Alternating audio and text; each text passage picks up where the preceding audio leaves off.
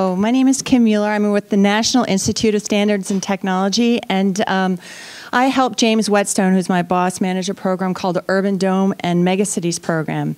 Now, I should just forewarn you, I'm not going to show anything with GE because we are complete and utter GE newbies, so this is kind of an introduction to what we hope to show in a year or 2 years' time. So. I'm not going to spend much time talking about this second slide because I think a lot of people have talked a lot about the opportunities and challenges that exist within the city landscape, especially in terms of the project that we work on is specifically involving greenhouse gases and greenhouse gas mitigation. But I do want to mention that at least in greenhouse gases and in the mitigation space, the city space is probably one of the most promising areas that's out there, especially because we don't have very good right now international or domestic commitments to really getting policies for mitigation at those sorts of scales. But there is the commitment at the city and the regional scales. So lots of great opportunities there. So why is NIST interested in working in this kind of space? Well, I think as Mike Chester pointed out a couple of days ago, that there seems to be a lot of different ways that people come up with inventories, greenhouse gas inventories.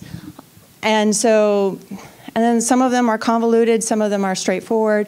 NIST is really interested in pushing and developing standards for measurement technologies to help diagnose these greenhouse gas emissions from urban centers or urban areas.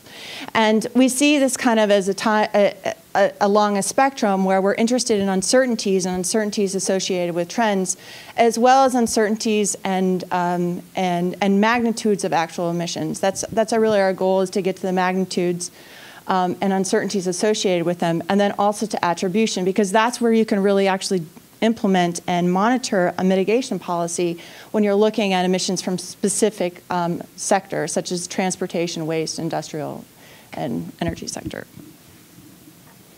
Right now, we operate test sites in 3 areas in the United States. One in the Northeast Corridor, it's just a new test bed site. That includes Washington, D.C., Baltimore, and it could potentially extend up to the Boston area, Indianapolis, and Los Angeles. And we work with a wide suite of different collaborators, including academia, NGOs, a whole suite, as you can mention, it's mentioned there. We are looking to expand internationally.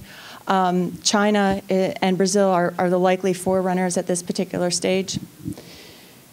And but we have a lot of challenges in our work because we have to integrate information from a variety of different sources, not just remote sensing, but we've got a lot of vector data people have been talking about today, and that varies a lot in space and time.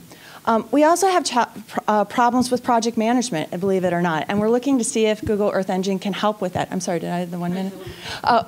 Help with that, and also with data management. And as many of you who are in the federal government know, that the federal government doesn't do a great job with data management. So we're looking at potentially having Google Earth Engine help us with some of that data management standardization. So more to come.